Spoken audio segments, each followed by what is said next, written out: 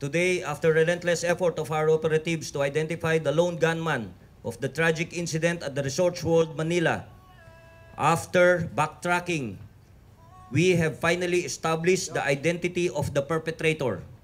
At 5:30 a.m. this morning, members of his family arrived and sat down with our SITG investigators after thorough review of details, photos, CCTVs.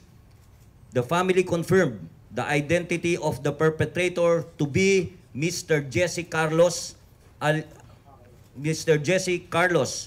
Filipino, 43 years old, separated and a former employee of the Department of Finance.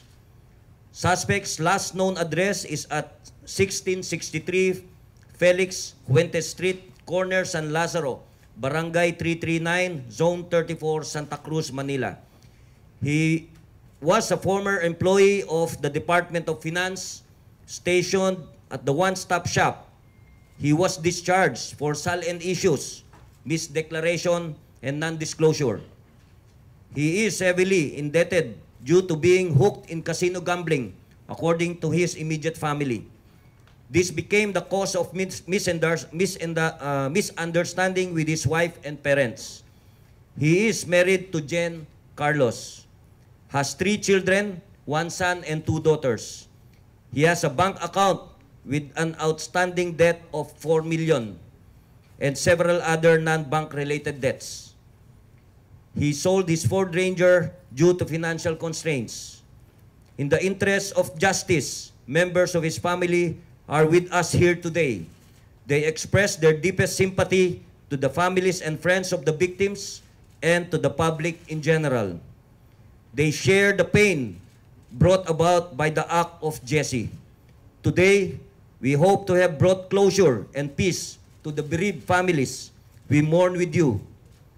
On this note, we also reiterate our prior statements that this is not an act of terrorism, but this incident is confined to the act of one man alone, as we have always said.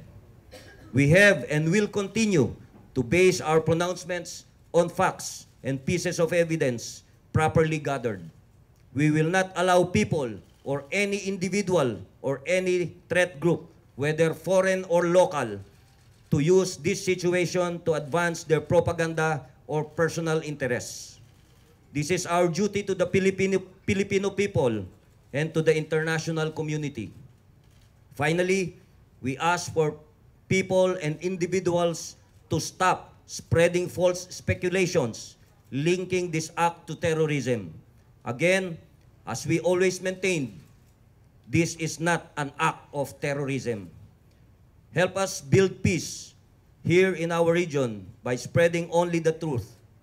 Moving forward, we will continue to investigate.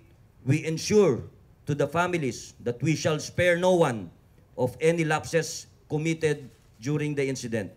Thank you and good morning.